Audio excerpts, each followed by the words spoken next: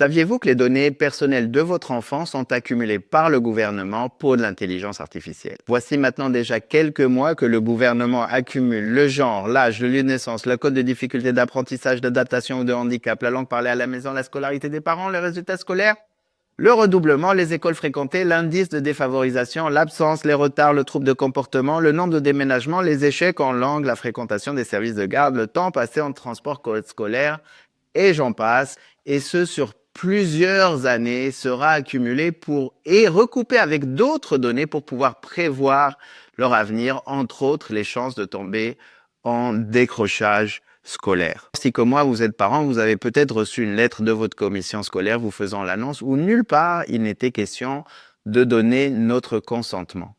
Nous n'avons même pas le droit de retrait pour retirer nos enfants de cette accumulation de données les concernant. L'idée même d'utiliser des algorithmes pour prévoir l'avenir de nos enfants pose des questionnements.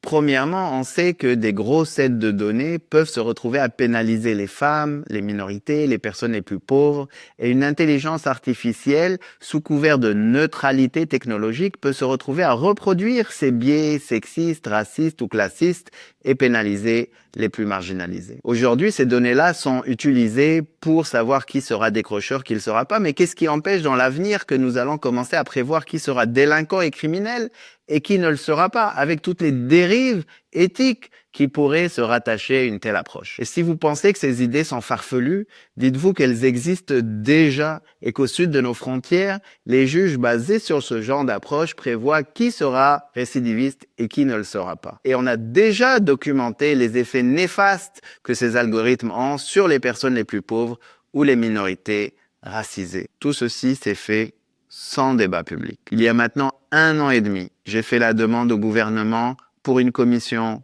publique sur l'intelligence artificielle. Quelles sont les limites qu'on doit se donner et où elles devraient être utilisées pour le bien commun. Et cela, bien sûr, inclut la fonction publique. Avouez qu'il serait largement temps.